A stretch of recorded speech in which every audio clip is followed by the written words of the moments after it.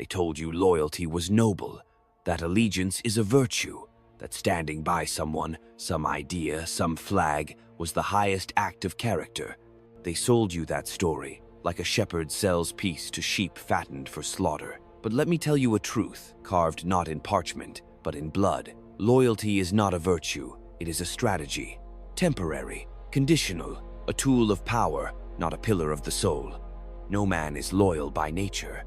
He is loyal only so long as it serves him, and when it no longer does, he changes. Quietly or violently. That is not betrayal, that is calculation, and calculation is the only constant in the theater of rule. You think people follow you because they believe in you. Number, they follow because you are useful, because your fire warms their hands, or your shadow hides their fear. The moment you cease to be useful, the moment your strength weakens, or your enemies grow louder, they will turn. Not out of malice, but instinct. Like animals fleeing a sinking ark, they run not from you, but from the risk of standing still. This is not cynicism, it is clarity. The clearest mirror ever held to human conduct is not morality, it is necessity. Loyalty is a negotiation between power and fear, between benefit and risk. A ruler who forgets this is not betrayed, he is outplayed. Understand this. Men are not bound by gratitude, they are bound by advantage. Give them favors, and they will smile. But that smile hides a ledger, and when the account no longer adds up, the smile turns, the eyes shift, the daggers appear. So do not build your house on loyalty. Build it on control, influence, fear if you must. But never on trust alone. Trust is a currency that devalues the moment it's spent. The wise ruler does not demand loyalty. He manages it, like fire kept burning when needed, extinguished when dangerous. He does not punish disloyalty as a sin. He prepares for it as a certainty. You must ask yourself, who are you without the illusion of allegiance? If all who swear by you were to vanish at midnight, what would remain? Your power, your name, or just silence? You want to lead? Then learn to see loyalty as it truly is. A cloak men wear to get closer. Closer to warmth, closer to safety, closer to opportunity, and sometimes closer to your back.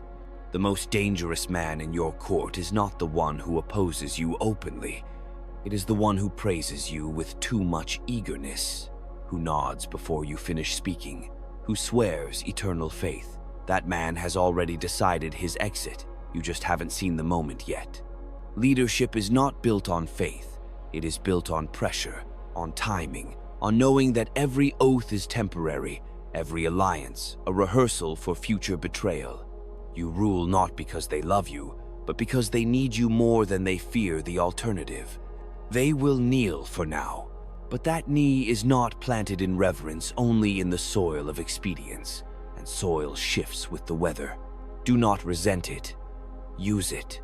The wise understand that the crown rests not on loyalty but on leverage. Keep your allies hungry, keep your enemies guessing, rotate confidants, reveal little, reward strategically, punish visibly. Never believe their words, believe their interests. Remember, even a lion must glance over his shoulder, not because he doubts his own strength, but because he knows the nature of the pack. So, you want to command? Then stop waiting for loyalty. Cultivate control. Loyalty follows power, not the other way around. If they fear losing you, they will serve. If they sense weakness, they will conspire. You do not need their love in truth, but you must sometimes appear to have it. Let them hesitate and doubt, yet let your demeanor inspire enough hope that they prefer to stand with you. Fear and love together, even in balance, are the true currency of rule. And when they turn because they will be ready, not surprised, not wounded, just ready. Because loyalty was never the lie. Believing it would last was. Then understand this. Too, betrayal is not always a crime. Often it is the natural conclusion of loyalty fulfilled. A man who has served you well begins to think he has earned the right to stand beside you, not beneath you. And in that moment, the seeds of rupture are sown. You will not see it at first.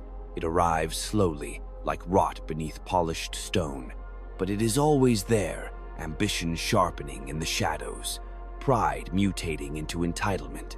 He no longer obeys because he believes in your rule, but because he calculates that open defiance would cost him more than silent resentment, until that balance shifts, until he finds a better offer, a weaker you, or a more desperate cause. And then, what he once called loyalty will dissolve into action. What he once pledged will become your liability. This is why rulers must never grow sentimental. Gratitude is a weight. Nostalgia is a weakness. The past is only useful when it strengthens your present.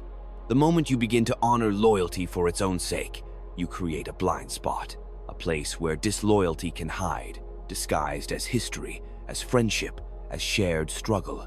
But power does not live in memory, it lives in motion. What matters is not who stood with you then, but who obeys you now, who fears you now, who calculates that your survival still benefits them. Do not confuse unity with loyalty. A crowd can cheer your name and plot your end in the same breath. Your generals can raise your banner and prepare your exile. Your inner circle is not a sanctuary. It is a chessboard, and you, their king, must play even as they bow. Assume nothing. Trust no one fully. Even your most devoted servant has another master himself. If you must inspire loyalty, then let it come not from love, but from necessity. Let your presence be the condition for their prosperity. Let your fall mean their ruin. That is the only loyalty that endures, the loyalty born of shared risk, not shared ideals. Idealism fades, risk remains. But beware the desire to be loved. It is a trap dressed in velvet. It flatters your vanity, but drains your vigilance. A ruler who seeks affection will grant too much, forgive too often, reveal too easily. Love is not control, but the appearance of love can strengthen control. A wise ruler does not beg for love, but crafts the illusion of it, so that his subjects are soothed even as he holds the reins firmly. Control is not won through sentiment. It is engineered, through fear, yes, but also through structure, through systems that reward dependence and punish independence, through the slow erosion of alternatives. Make yourself the indispensable axis, and they will orbit you whether they admire you or not. It is better to be needed than adored. Better to be the storm they cannot ignore than the sun they grow accustomed to. People follow strength, but strength is not noise. It is consistency, calculation, the silent, unyielding force that does not blink when challenged. Do not mistake cruelty for strength. Do not mistake volume for authority. The most feared rulers are often the calmest, because their silence is not peace, it is preparation. It is the weight of decisions already made. You must learn to anticipate disloyalty as you anticipate winter, not with surprise, but with strategy. Who will leave first? Who will stay longest? Who will pretend to stay while chiseling the ground beneath your feet? These are not paranoid questions. They are survival tools. A ruler who waits for the knife to pierce him has already failed. You must feel it coming. You must see it in their eyes, in their hesitation, in their praise that comes a little too late. And when you find it, do not hesitate. Power is not preserved by restraint. It is preserved by decisive correction. Punish not only the betrayal, but the example of it. Make your response so calculated, so complete, that no one forgets what loyalty means in your world. It does not mean affection. It means function. It means consequence. It means you are not to be crossed. There is no shame in being feared. There is only danger in being taken for granted. Fear keeps men aligned. Loyalty is unstable. Fear is elemental. You do not need to be a monster, only a mirror. Let them see in you the full weight of their misstep before they make it. And in those rare moments when loyalty appears to be genuine, do not relax.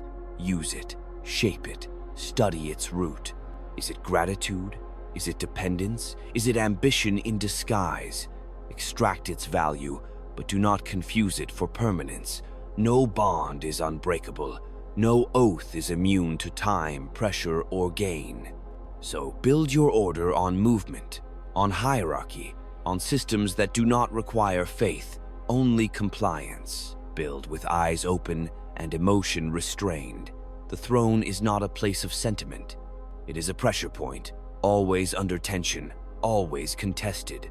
Rule with that truth burned into your core, because in the end, you are not preserving loyalty. You are managing its decay.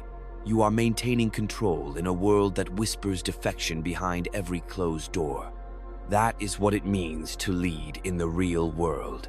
That is what they never told you, because they wanted you to believe that trust was noble, that loyalty was sacred, that power could rest on good intentions and shared values, but none of it was ever true.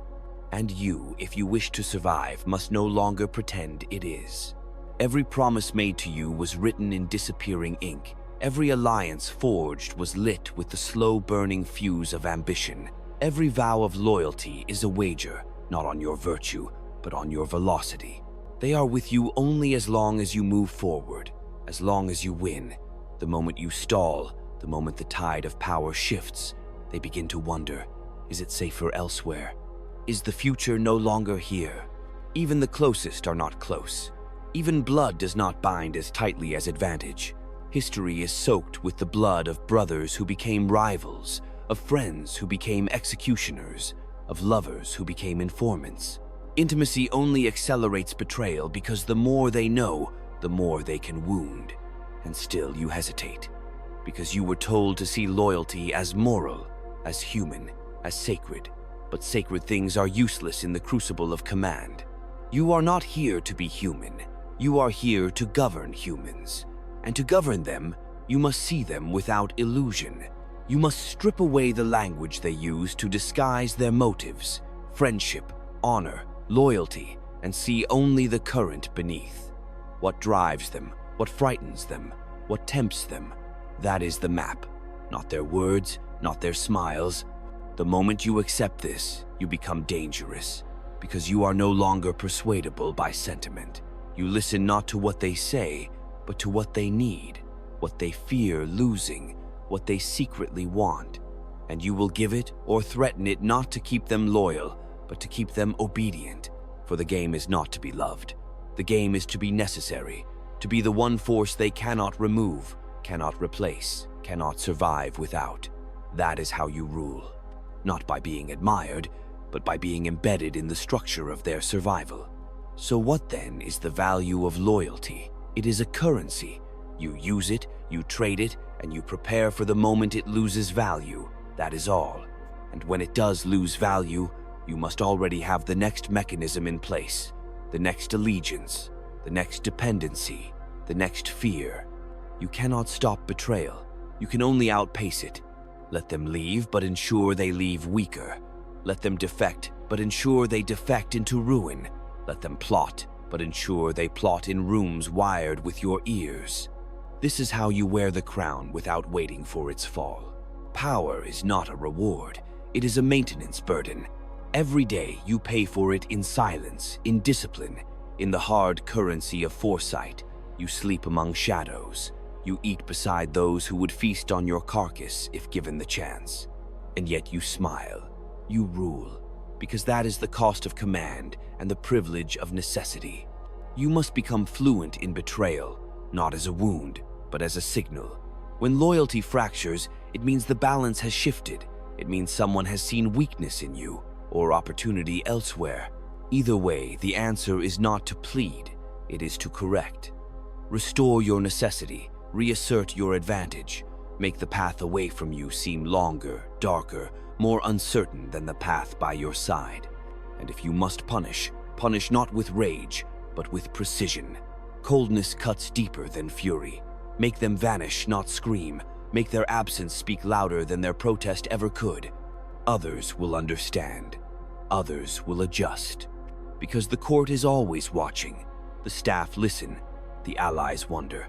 The opposition waits. Your response to disloyalty is not about revenge, it is about setting conditions, about shaping the atmosphere of power, until even the thought of betrayal becomes heavier than compliance.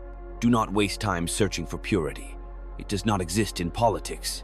It barely exists in nature. What exists is calculation. What survives is leverage.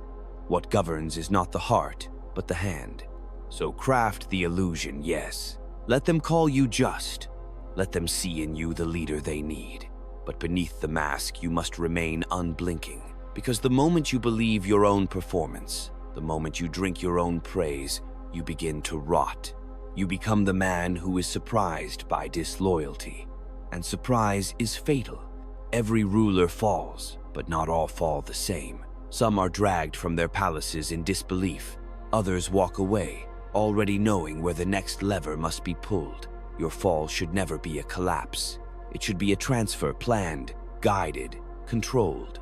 And until that day comes, you remain vigilant. You remain necessary. You remain above the fray, even as you orchestrate it. You are not here to be followed. You are here to be calculated against and chosen again and again, because the cost of leaving you remains too high. That is how loyalty functions in the real world. That is how power endures, not through sentiment but through structure, not through ideals but through consequence. And if you understand this, if you truly see the machinery, you will never again ask for loyalty. You will build it, shape it, control it. And when it breaks, you will already have the next piece ready. The ruler who lasts is not the one who inspires eternal devotion, but the one who designs a world where disloyalty costs more than allegiance, where departure means exile from opportunity, where the system breathes his presence and suffocates in his absence. You do not govern through hearts. You govern through architecture of incentives, of fears, of ambitions carefully managed. And yet, the fiction of loyalty remains useful.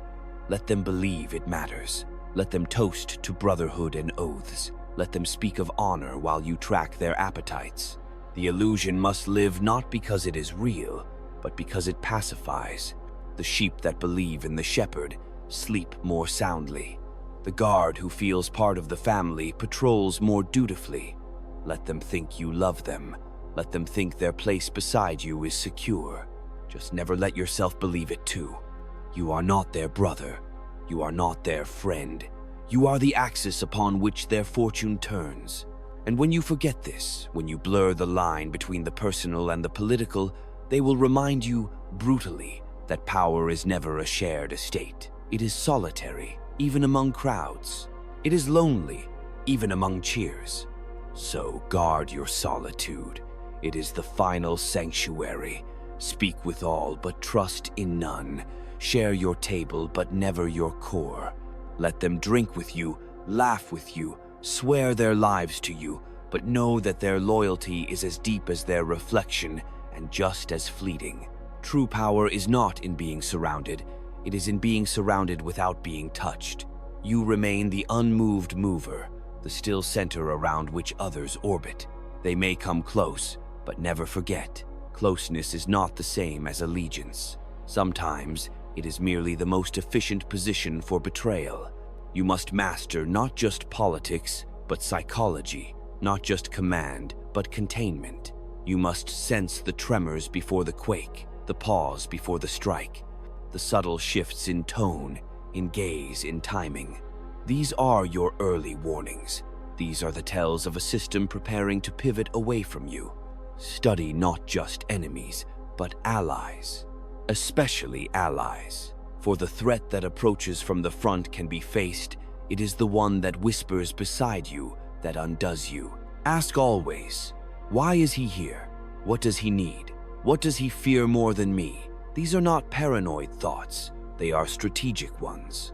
In the arena of power, paranoia is not a flaw. It is an instrument, not to make you reckless, but to keep you vigilant, to keep you alert to the truth that every man is his own sovereign.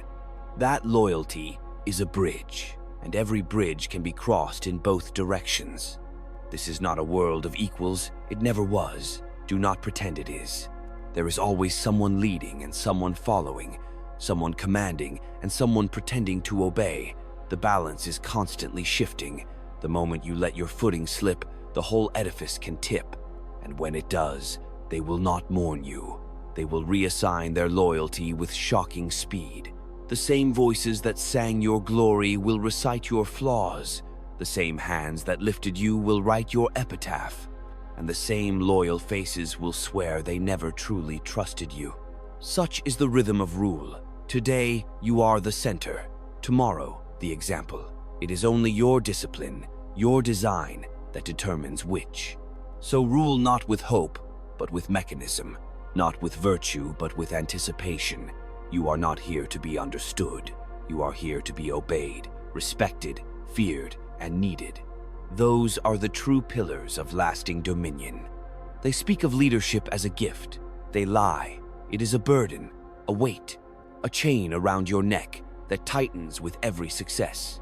The more you win, the more you must defend. The more you rise, the more they seek your fall. And still, you must smile. Still, you must perform. Still, you must make them believe they are part of something they never truly controlled. Loyalty is the mask they wear, but control is the skin beneath it. Know the difference, and you will never again be ruled by surprise. Do not mourn loyalty's fragility. Use it and cultivate its appearance, for even false loyalty serves to quiet unrest.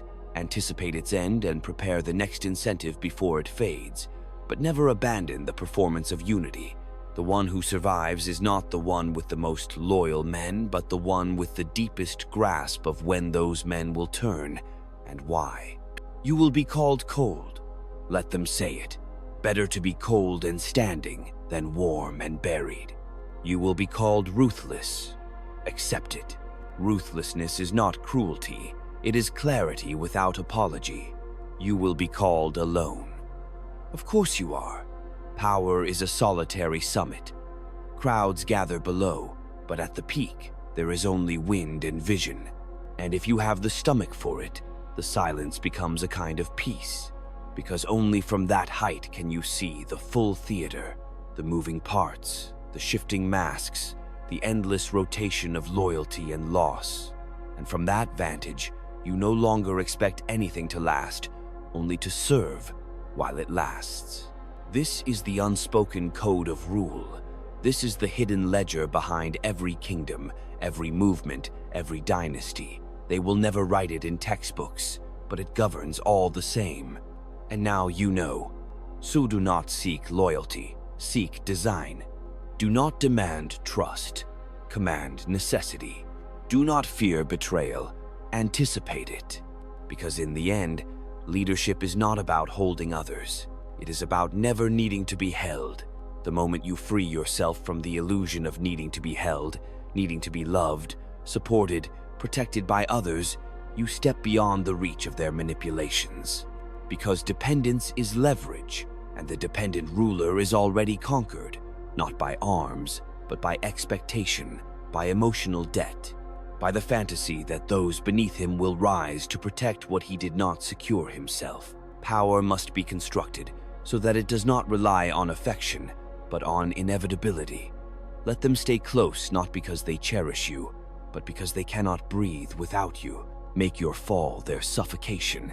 That is how you make loyalty irrelevant, not by removing it, but by making it redundant. The most secure ruler is not the most beloved. He is the most entangled, the one whose grip is not merely emotional, but structural, financial, legal, psychological. You must be the scaffolding of their survival. If they leave, they collapse. If they betray, they forfeit. That is control. That is permanence. And yet even that is not forever. Nothing is. The wise ruler does not seek immortality, only longevity. You buy time, you don't earn it. You extend your reign by managing decay, not by denying it.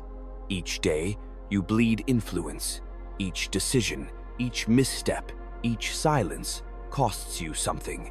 The question is not whether you're losing power. The question is how slowly, how imperceptibly, how strategically. Those who fall are not those who are betrayed. They are those who misunderstood the nature of the game, who mistook proximity for permanence, who believed that yesterday's loyalty guaranteed tomorrow's.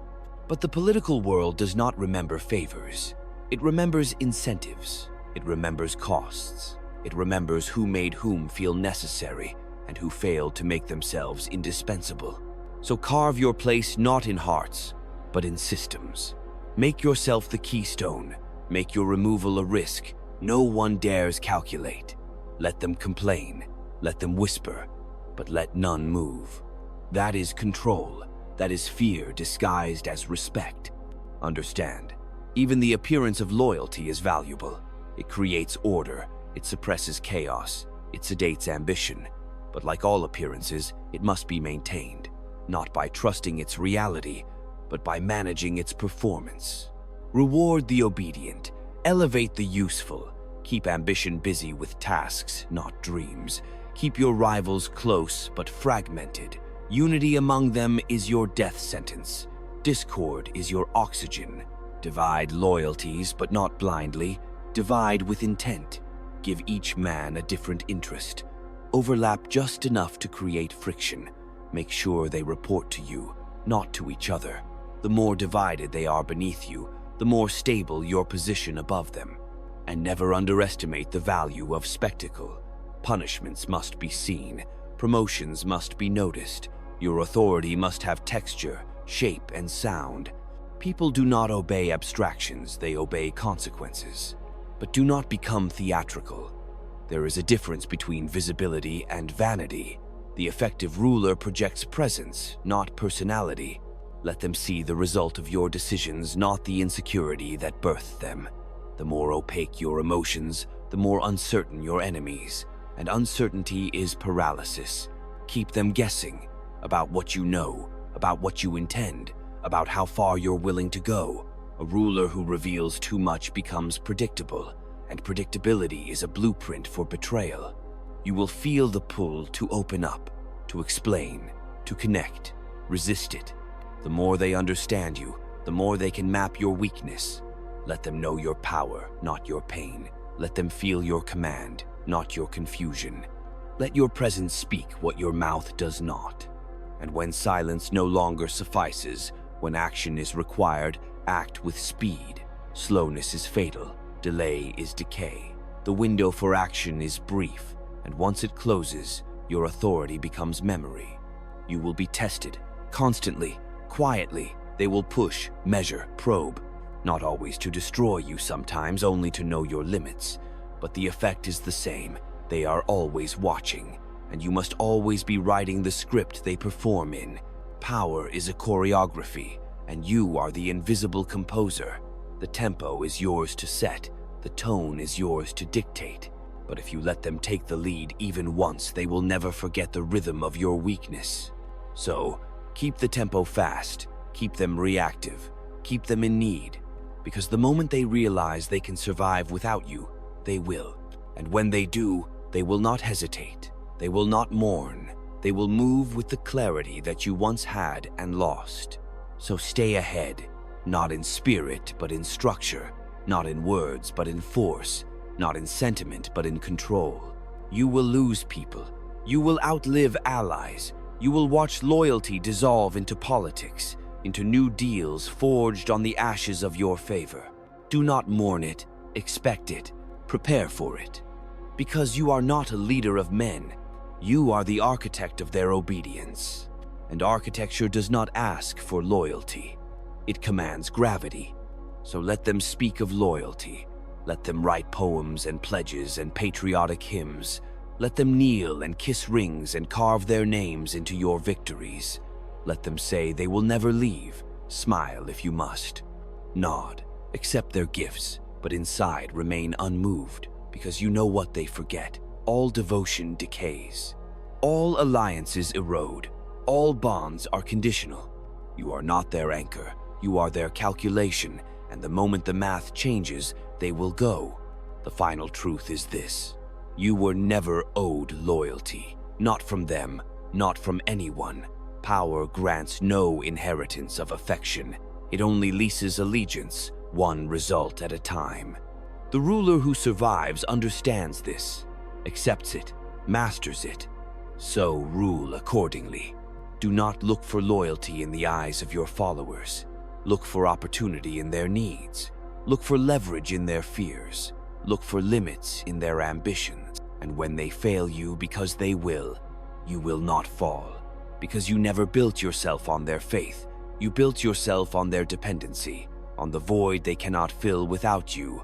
That is not betrayal, that is design. Because in the end, the only true loyalty is to the structure, to the order you have forged, to the necessity of your command. And if you have done it well, if you have built it not on trust but on tension, then even your enemies will maintain it.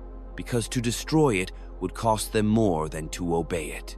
That is the highest form of rule, not being followed, being unavoidable.